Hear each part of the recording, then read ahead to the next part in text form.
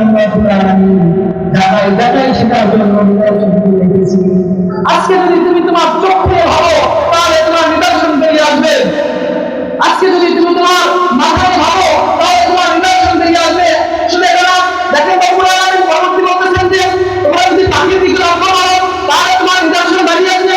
তারা পাখিকে আল্লাহ তাআলা এমন ভাবে সৃষ্টি করেছেন যে পাখিটা যখন আসমানে ডানা মেলে উঠেছে হঠাৎ দেখবেন পাখিটা হঠাৎ ডানাকে ছাড়িয়ে দিয়ে আর ডানা ঝাপটায় না আল্লাহ ঝাপটায় পাখিটা তখন ডানাকে একবারে সোজা করে রেখে উঠতেছে পাহাড়ের পরে পর্বতের পথে, কিন্তু করতেছে না। এখান থেকে বিজ্ঞানরা রিসার্চ করে ফেলেন যে হয়েছে এই জন্য আল্লাহ রাব্বুল আলামিন বলতেছেন কোরআন শব্দ আমি রাব্বুল আলামিন শব্দ এই দিন শব্দকে অস্বীকার করার কোনো ফায়দা নাই।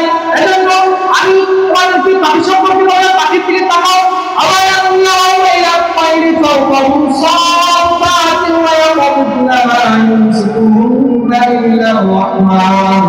যে আজকে দেখতেছো পাখিগুলো দৌড়াদৌড়ি করতেছে, আজকে দেখতেছো পাখিগুলো কিভাবে যারা যাচ্ছে, আজকে দেখতেছো পাখিগুলো কিভাবে নিজেদের খাবারগুলো খাইতেছে। কারণ আমরা মানুষ, আমরা তো এটা চিন্তা করি আজকে আমাদের ঘরে খাবার আছে, আগামী দিনে আমাদের খাবার জন্য আমরা বেরিয়ে পড়ি, আমাদের কাজ করতে হবে না, খাবার আমাদের পকেটে আসবে না, বা খাবারের রোজগারটা আমাদের পকেটে আসবে না, খাবারটা আমাদের আয়ত্তে আসবে না। এজন্য আমরা দ্বিতীয় দিন আবার খাবারের জন্য বেরিয়ে পড়ি, কিন্তু আল্লাহ তাআলা পাখির তো কোনো খাবারের সিস্টেম নাই। এজন্য সে পাখিটা সবসময় আল্লাহ রাব্বুল আলামিনের তাসবিহ করে। শুধু পাখি না, এই দুনিয়ার মধ্যে যা কিছু আছে সব রাব্বুল আলামিনের তাসবিহ করতেছে আর বলতেছে ও বান্দা আমাদের তো কোনো আমরা কিছু সহজ করার জন্য কোনো সিস্টেম নাই আল্লাহ গো, আমরা তো তোমার তাসবিহ করতেছি গর্বে।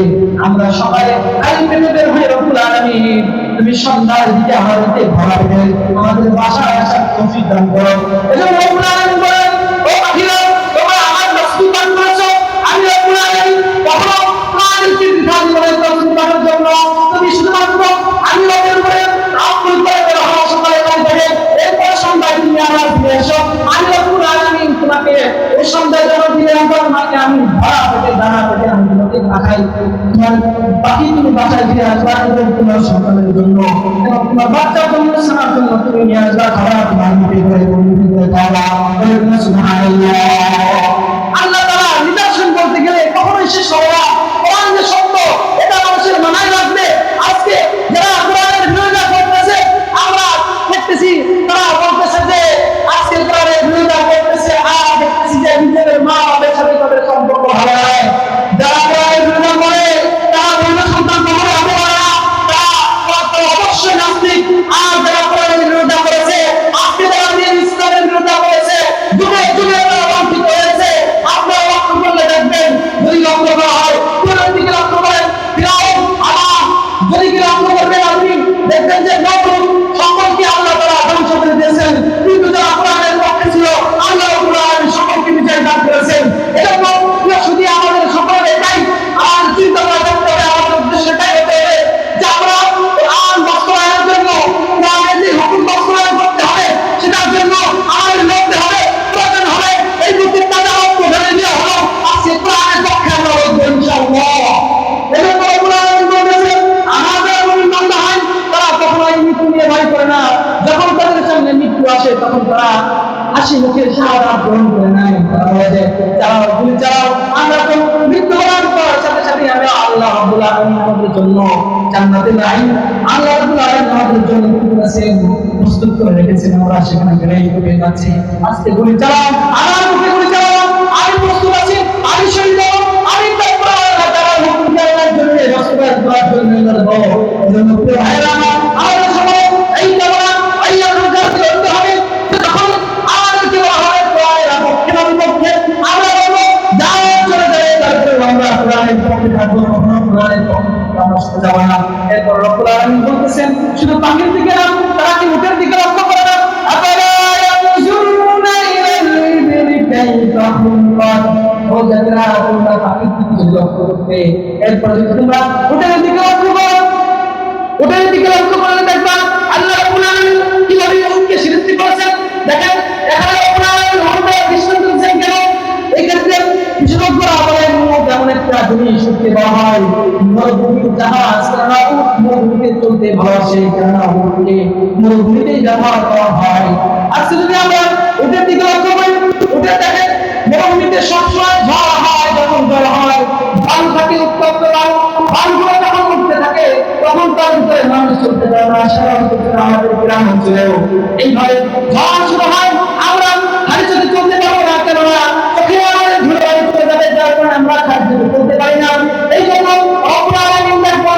উটের দিকে লক্ষ্য করেন, আমি উটকে দুইটা পর্দা দিয়েছি, যখন এই মরুভূমির ভিতরে এইভাবে ঘোরা যাওয়া হয়, যখন বালু যাওয়া হয়, আমি তখন এই জাতিকে বললাম, দেখো উটের দিকে লক্ষ্য করো।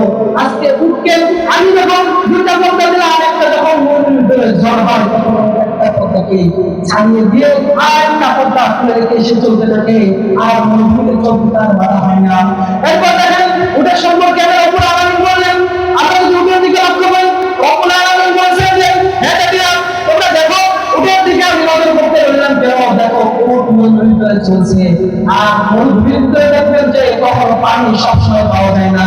আমাদের তো সুন্দর এলাকা আছে, কারণে সবসময় টিউবওয়েল পাওয়া যায়, আমরা পানি পাই, সেখান থেকে আমাদের পশুগুলো পানি পান করে, আমরাও পানি পান করি। কিন্তু মরুভূমি এমন একটা জায়গা যেখানে পশু পানি পান করার মতো কোনো জায়গা নাই।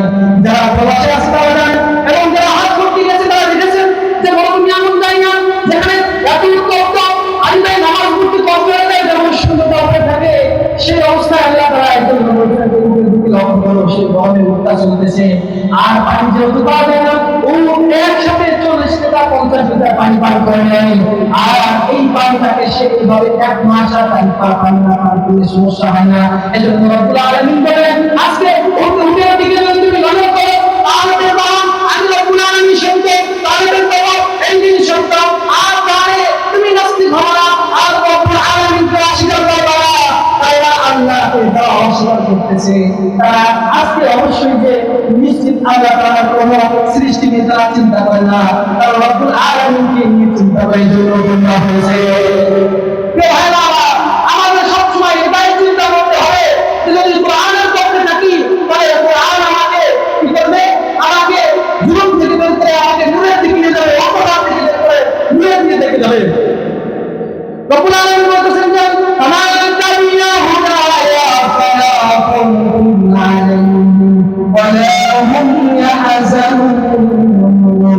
যেটা আপনি এই কোরআনের মাধ্যমে এই কোরআন নিয়ে যারা আসলে সম্মানের কোরআনে যারা আসলে হবে, এই দিন ইসলামের মধ্যে যাবে, যারা হবে তাদের কোনো চিন্তা ভাবনা আমল করতে হবে না।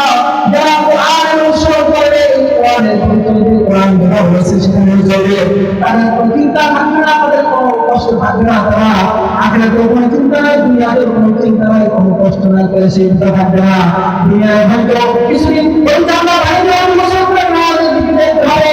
এরপর রব্বুল আলামিন বলছেন যে রাসূল বান্দা দুনিয়ার কষ্ট করছিলা, এবং আমি রব্বুল আলামিন তোমাকে দান করলাম, আজকে তুমি নিয়ে নাও জান্নাত। আজকে জান্নাত তোমার জন্য অবধারিত, তুমি অনেক কষ্ট করছিলা জাতি, আজকে সেই কষ্টের প্রতিফল তোমাকে জানিয়ে ভালো হবে।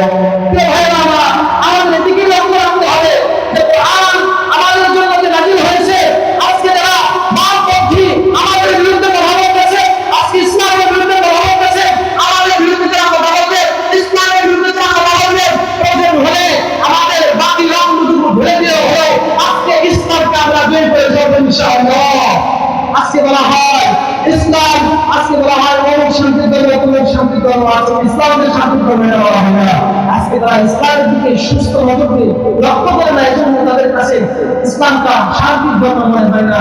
প্রিয় ভাইরা, সময় স্বল্পতা, এজন্য বলতেছি আমাদের এটাই লক্ষ্য রাখতে হবে যে আমাদের কোরআনকে প্রতিষ্ঠিত করার জন্য আমাদের রব্বুল আলামিন আমাদের যে সৃষ্টি করেছে যাদের বাস্তব, এটা সত্য, এটা প্রমাণিত করার জন্য এমন করে যদি বামপন্থী বা নাস্তিক যদি আমাদের বিরুদ্ধে কথা বলে, আমাদের ইসলামের বিরুদ্ধে কথা বলে, আমাদের কোরআনের বিরুদ্ধে কথা বলে, দরকার হলে আমরা